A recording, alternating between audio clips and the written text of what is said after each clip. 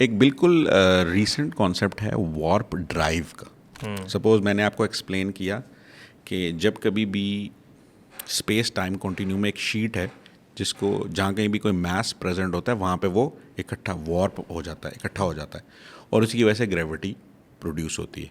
और जो कोई भी जितनी ग्रेविटी ज़्यादा प्रोड्यूस होगी उसके इर्द गिर्द जो स्मॉलर बॉडीज़ हैं वो उसकी तरफ ज़्यादा अट्रैक्ट होंगी। सपोज हम एक ऐसी स्पेस शिप बनाते हैं जिसके अंदर ये एबिलिटी है कि वो जिस डायरेक्शन में ट्रैवल कर रही है उस डायरेक्शन में अपने से आगे जो स्पेस टाइम फैब्रिक है उसको वॉर्प कर लेती है।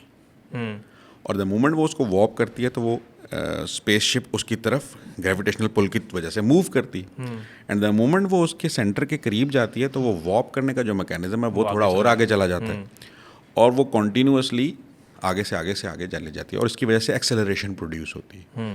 So this warp drive concept has been now introduced, जिसमें theoretically it has been proved कि अगर हम ऐसी वॉर्प ड्राइव बना लें तो हम लाइट की स्पीड से भी बहुत ज़्यादा तेज़ी से मूव कर सकते हैं। सपोज आप स्पीड ऑफ लाइट से भी बहुत ज़्यादा तेज़ी से मूव करें in the opposite direction. Suppose big bang के बाद हम जिस डायरेक्शन में मूव हमारी गैलेक्सी मूव कर रही है आप उससे ऑपोजिट डायरेक्शन में मूव करना शुरू कर दें विद दिस वॉर्प ड्राइव। सो उस वॉर्प ड्राइव से जब आप ऑपोजिट डायरेक्शन में मूव करेंगे, सपोज स्पीड ऑफ लाइट से भी नेगेटिव में आप तकरीबन स्पीड ऑफ लाइट से ही मूव करना शुरू कर देते हैं, so maybe you will reach in past.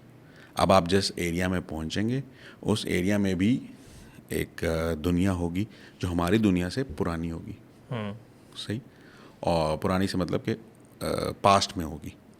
It's not like कि ओल्ड होगी बट पास्ट में होगी, और हम और मूव करेंगे तो हमें उतना और वो पुराना हम टाइम नेगेटिव में चलना शुरू हो जाएगा। लेकिन हम तो दूर जा रहे हैं दुनिया से जब हम ट्रैवल करना स्टार्ट हो रहे हैं। नहीं, हम दुनिया से तो दूर, हम टुवर्ड्स बिग बैंग जा रहे हैं ना।